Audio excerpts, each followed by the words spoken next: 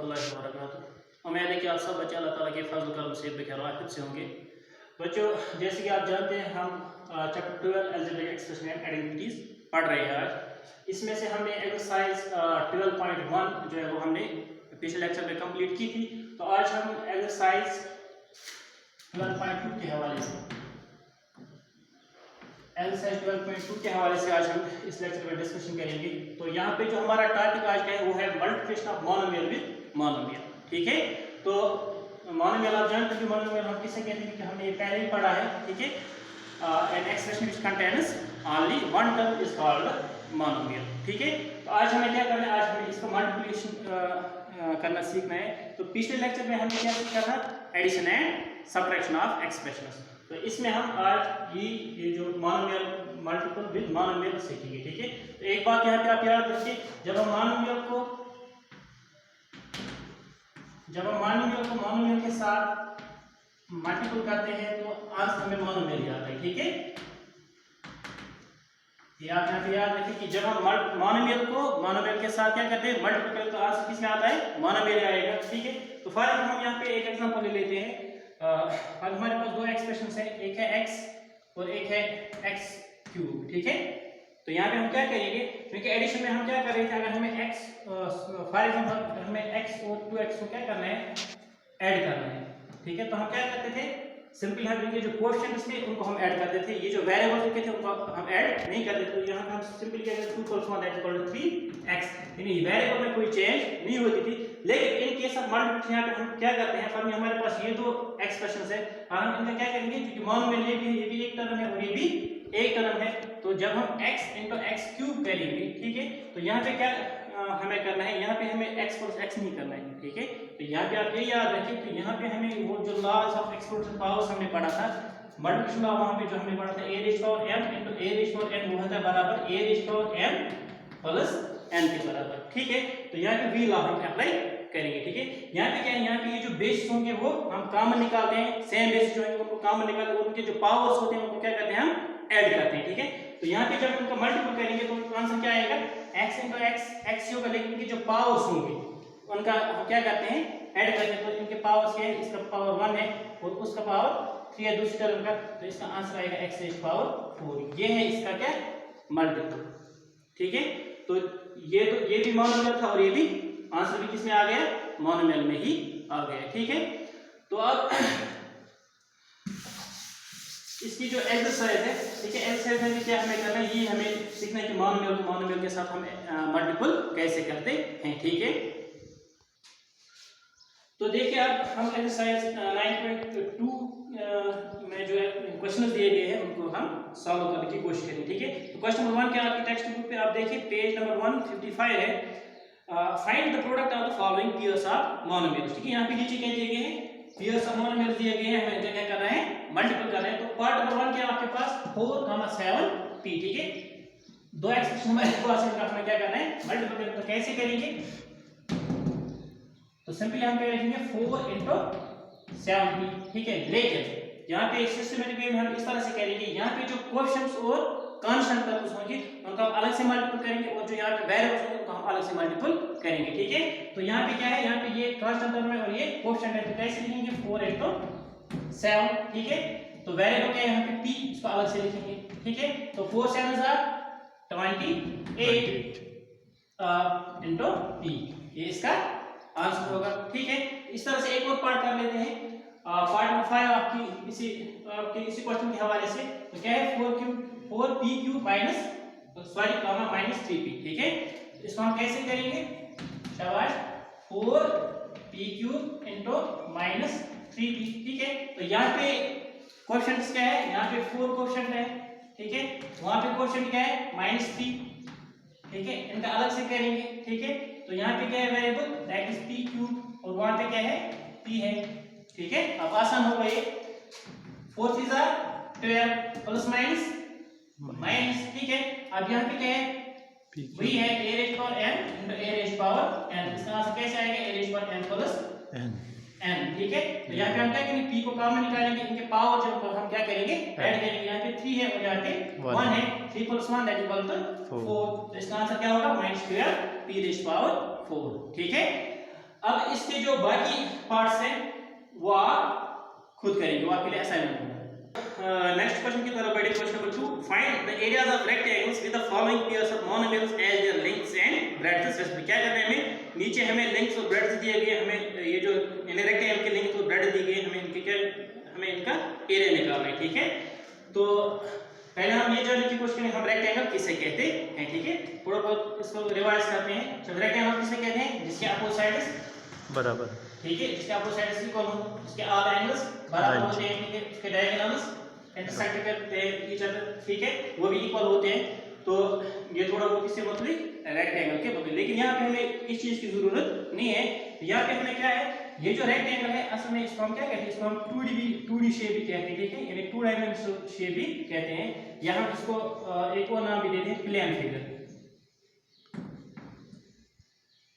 ठीक है। Plane figure मतलब इसके सिर्फ 2 ही डायमेंशन होते हैं, एक होती है इसकी लेंथ और एक होती है इसकी ब्रेड्थ, ठीक है। तो यहाँ पे है फिर आपका क्वेश्चन नंबर 3 जो है उसमें क्या है, आप वो भी देखिए। क्वेश्चन नंबर 3 नहीं, क्वेश्चन नंबर 4 जो है, that is obtain the volume of rectangular boxes with the following length breadth and height. फिर आपको क्वेश्चन नंबर 4 में क्या करना है, रेक्टेंगुलर बॉक्स का वॉल्यूम निकालना है, ठीक है, इसका एरिया निकालना है और इसका वॉल्यूम निकालना है आपको, ठीक है। तो यहाँ पे क्या है, पहले हम ये देखेंगे ये रेक्टेंगुलर बॉक्स हम ये क्या है असल में, ठीक है। यहाँ पे इसका नाम रेक्टेंगुलर बॉक्स है, लेकिन असल में इसका नाम क्या होता है, ठीक है। अगर ये क्यूबॉइड है, ठीक है, लेकिन इन जनरल हम क्या कहते हैं, इसको हम 3D शेप कहते हैं, ठीक है। 3D शेप है, इसके 3 डायमेंशन, इसकी लेंथ भी होती है, इसकी ब्रेड्थ भी होती है और इसकी हाइट भी होती है, ठीक है। तो और हम इसको सॉलिड शेप भी कहते हैं, ठीक है, सॉलिड शेप और सॉलिड फिगर्स भी कहते हैं, ठीक है। ये थोड़ा बहुत इसके मतलब इंफॉर्मेशन थी। तो यहाँ पे असल में हमें करना क्या है, हमें यानी लेंथ और ब्रेड्थ दी गई है, यानी क्वेश्चन नंबर 2 के हवाले से लेंथ और ब्रेड्थ हमें दी गई है, हमें क्या करना है, इसका एरिया निकालना है। तो आप जान देंगे what is area of rectangle, that is length into breadth, ठीक है। तो ये फॉर्मूला हम इस्तेमाल करेंगे इस क्वेश्चन को सॉल्व करने के लिए, ठीक है। तो कैसे करते हैं, शाबाश, here length is equal length that is p, formula p है, हो सकता है क्यों भी होगी, लेकिन यहाँ पे हम सब क्वेश्चन करते हैं, अगर p लेंथ है तो ब्रेड्थ क्या होगी, q, ब्रेड्थ q होगी, ठीक है। तो अब देखिए वी नो दैट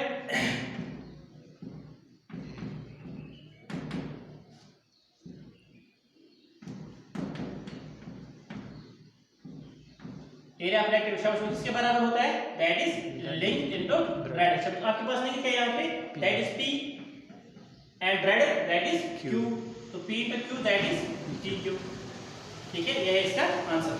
तो हम सिंपली भी कर सकते हैं, लेकिन यहाँ पे क्वेश्चन इसी तरह से दिया गया है, तो इसलिए हमने ये थोड़ा बहुत इन डिटेल किया, ठीक है। अब आप एक और पार्ट ले लेते हैं इससे, इस क्वेश्चन में से, दैट इज 3mm, 4np, ठीक है। तो हियर लेंगे क्या यहाँ पे 3mm, ठीक है।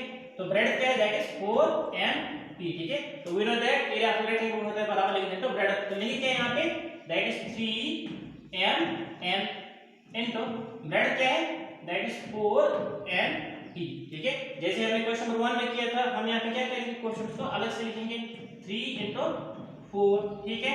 फिर यहाँ पे m है और यहाँ पे कहीं पे m है नहीं है, तो m ऐसे लिखेंगे, ठीक है। फिर क्या है, n है, यहाँ पे भी n है, तो n into n लिखेंगे, ठीक है। फिर क्या है, फिर एक और वेरिएबल p है, इसको अलग से लिखेंगे, ठीक है।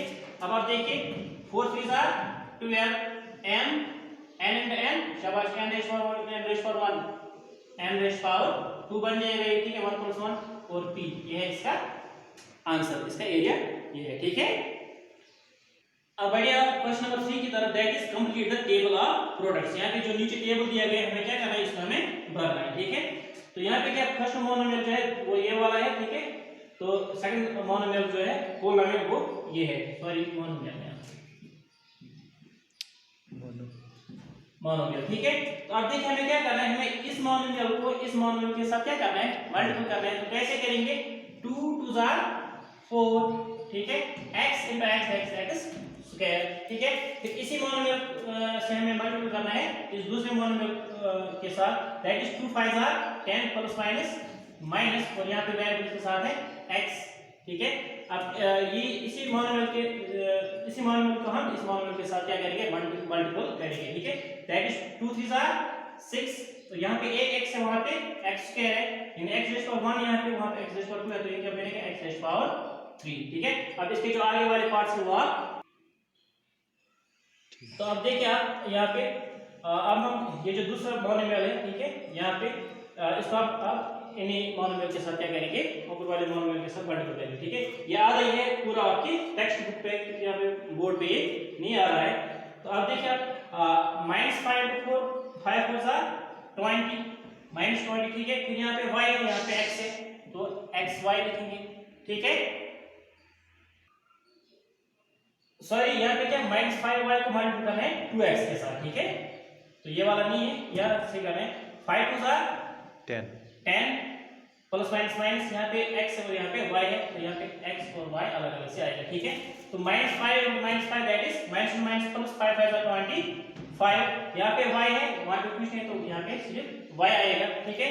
अब -5 और 3 -5 3 -15, यहाँ पे y है, वहां पे x स्क्वायर है, तो x स्क्वायर अलग और y अलग से, ठीक है। तो इसी तरह से इसके बाकी जो है आगे पार्ट्स वो आप खुद करेंगे। अब आप ये देखिए, अब हमें क्या करना है, 3x स्क्वायर को हमें मल्टीप्लाई करना है 2x के साथ भी, -5 के साथ भी और 3x स्क्वायर के साथ भी, और उसके जो आगे है। अब देखिए यहाँ पे हम कैसे करेंगे, 3 2 6, यहाँ पे x रेज़ पावर 2 है, वहाँ x रेज़ पावर 1 है, तो x रेज़ पावर 3 आएगा। अब 3 5 15 -15 आएगा, क्यों, वहाँ पे एक माइनस है, तो यहाँ पे x स्क्वायर वहाँ पे कुछ नहीं है, तो x स्क्वायर ही आएगा। अब देखिए 3 3 9, ठीक है, यहाँ पे x रेज़ पावर 2 है, वहाँ पे x रेज़ पावर 2 है, 2 + 2 that is 4x rays power 4, ठीक है। अब जो इसके बाकी पार्ट्स है वो आपके लिए होम असाइनमेंट होगा, ठीक है। तो आज के इस वीडियो में हम इतना ही पढ़ेंगे क्योंकि टाइम हो गया। अब इंशाल्लाह हम अगले वीडियो में फिर मिलेंगे।